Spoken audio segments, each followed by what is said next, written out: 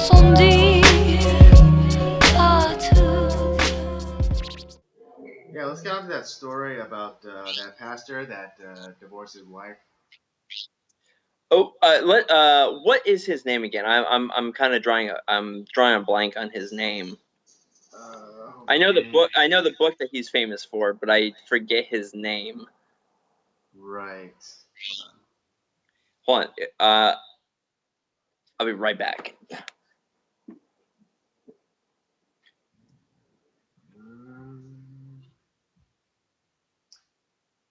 The author of that book.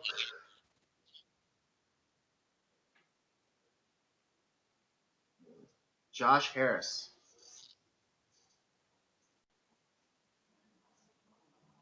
Rob, you still there?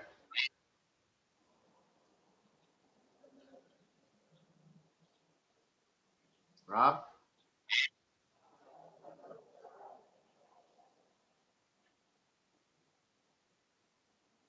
We'll just wait for Rob to appear back again. But yes, the pastor's name was Josh Harris, and I think over the weekend, yeah, he put out an announcement about him and his wife getting divorced.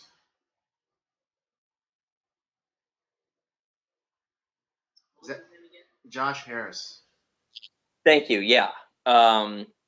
So he was the author of his famous book was I think it's a fairly old book actually. Saying Goodbye to Dating. Yeah, I Kissed Dating Goodbye. I Kissed Dating Goodbye, and God, I remember I had several people try to get me to read this book, and I finally did. I'll be honest, like I didn't really agree with him, but I could see where some people would find it to be helpful. I was never the guy to like, oh yeah, I need to change my dating habits. Because I wasn't really outside of like I didn't date a whole lot. Not because I was already pretty picky to begin with. But so I didn't date a whole lot. But yeah, this book was pretty famous, and I know a lot of people that this book influenced. It influenced their walk with Christ quite a bit, and there's certain books that do that. This is a little bit more self-helpy than I would care for. But there's other Christian books that aren't necessarily theology books that are completely aimed at understanding the scriptures better, but it's more about living the Christian life and going through that that have been helpful to help me not only understand the Bible a little better, but kind of putting it in a more practical way instead of me kind of figuring out the practical steps. So, like I said, it's not completely useless. And as you said, over the weekend, he put out a post about him and his wife getting separated after I don't know how many years of marriage. But and as disappointing as that is, it's nothing to be celebrated, obviously. And in ministry, whether it be through the mission field or being a pastor or kind of I hate to use this term because it's kind of a dumb term, but like, kind of a Christian celebrity, like this particular guy is, it can put a lot of strain on a marriage. And if you're not ready for it, there's lots of problems that can happen. So I was like, well, it's very sad. But his message is still, I would say, is still kind of important.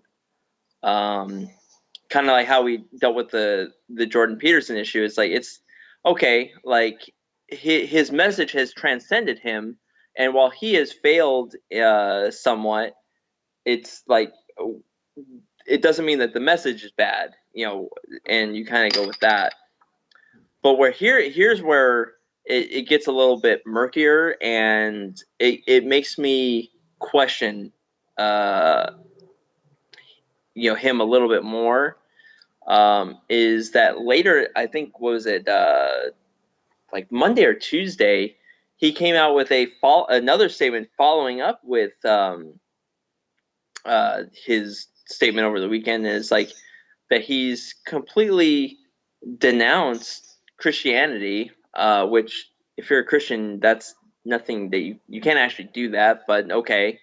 And that he was coming out and say, like, apologizing to the LGBTQ community, the alphabet community, and all this other stuff. It's like, what the hell is going on? And he's actually like, I'm not actually, if I really think about it, like, I've done all these terrible things, and I'm not a Christian anymore, and I don't like the church, and blah blah blah. It's like,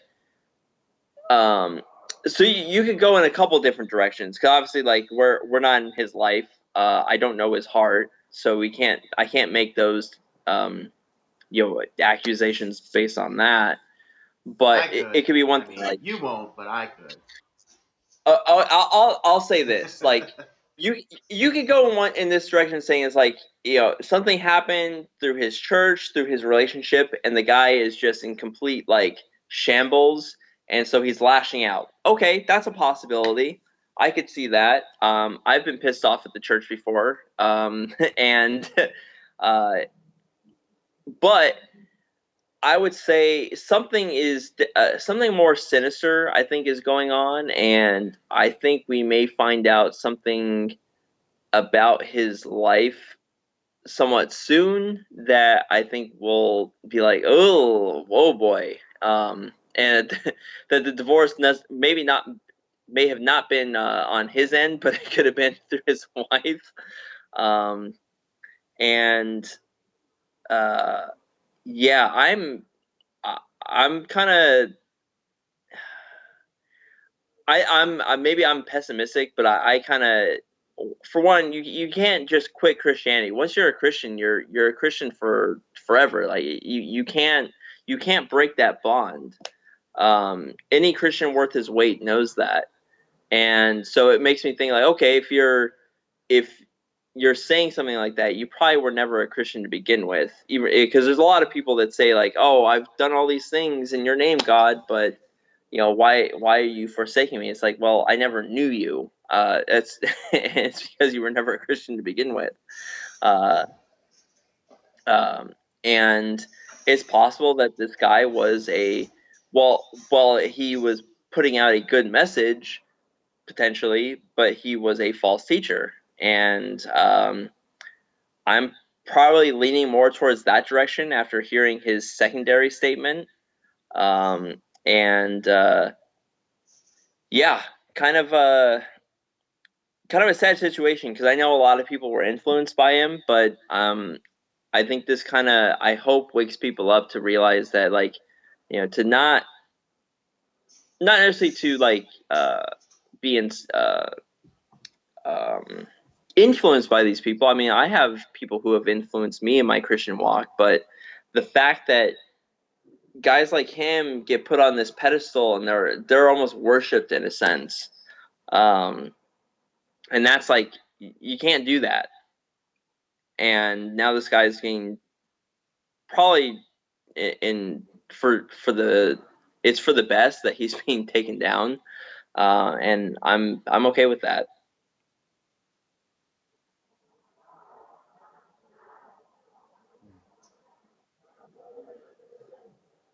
Have you read that book, Andy, by the way?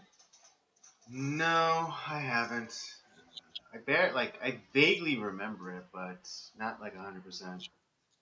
It's been a long time since I've read it, so, like, there's certain Oh well, yeah, because the excerpts. book came out in '97. Yeah, there's certain excerpts from the book that I remember. I read it probably about 6 years ago now, so it's a little bit fuzzy in my memory. I'm pretty sure if I picked it back up, I was like, oh yeah, I remember what was going on and what he was writing about. Mm-hmm. And it just, Like I said, I had a number of people, tell me it's like, oh, you got to read this. It's so good and blah blah blah, and I don't know it. There's I don't know how I would describe it, but there are certain Christian books where it's just like it just doesn't, like I said, maybe because I'm a contrarian, I don't know, but I don't like books like that. It just feels too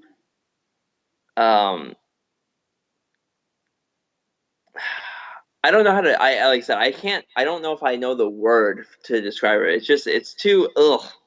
There's something about it I don't like, and um, it something about it bugged me, and I think with all this stuff coming out now, I know why. Yeah.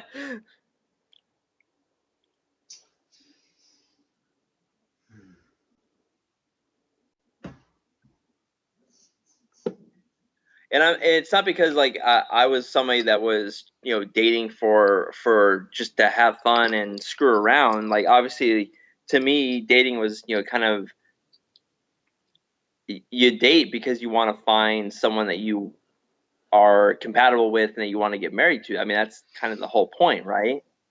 Right. And um, the whole fact that like it's this whole like trying to this mystical experience where you kind of just sit in the closet and pray, and prayer is very important. I'm not discounting that. Like you have to do that, but you can't just sit in the closet and pray and expect God to have some woman or man kick down the door and be in your life all of a sudden. That doesn't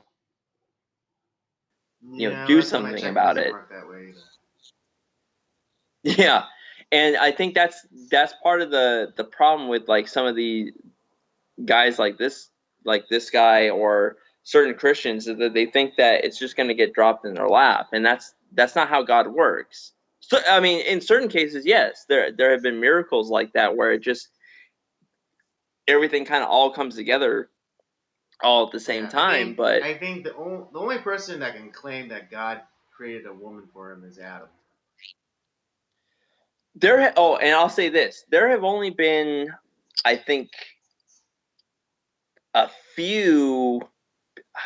I'm going to say three, and I'm drawing a blank on the third, but there's only been a few people that have actually had their spouse uh, provided for them by God. Obviously, one is Adam. I think one of them was, I think it was Isaac. Maybe Isaac. Oh, But like for the well, most was part, like Rachel? You mean was Isaac and Rachel? right, and then the other one was Hosea. God told Hosea like you're going to marry this woman. Oh Um, yeah, oh yeah, he was the one that married the prostitute, right? Yeah, Gomer, and that was but God told him to marry that person. Right. That's it. That is literally it. No, there's been no other instance in the Bible that says that. And when you look at your own life, and you end up with your spouse that you end up marrying, you see God's hand in it all. Sure, God's involved, but we do have free will, and it's you might find that there's two women that have been in your life, and both of them are good. All like they're both Christian. They both meet, like, not only do they meet your needs, but you can meet their needs, and there's really not a wrong choice. And that's where free will comes in and discernment comes in. Obviously, like it's like, well, both decisions are good. So it doesn't, and by make no matter the decision you make, you're making a good one. So, but see, there's this weird, I think, a mixture with kind of this weird, kind of voodoo magic thing where like we're believing in fate and this magical thing where, oh well, it has to, like all the signs have to be there, and I have to hear the wedding bells and all this bullshit. It's like that's not how life works. Um, and that's what, to me, that's what this book kind of felt like. It's like, oh, it's just gonna get dropped in your lap, and you'll know. God will put it, right in your face, and you'll know about it. And if it isn't like that, then so be it. And it's all horseshit. That's how 20 I bucks view says he's this a book. homo. I'm after hearing his secondary statement, I'm kind of leaning that direction that there was probably some sort of infidelity. We don't know if it was from his wife's side or from his side, and could be that, yeah. I And don't like I know. said, I still, yeah, 20 bucks says he's a homo because one, he specifically made an apology to the LGBT community.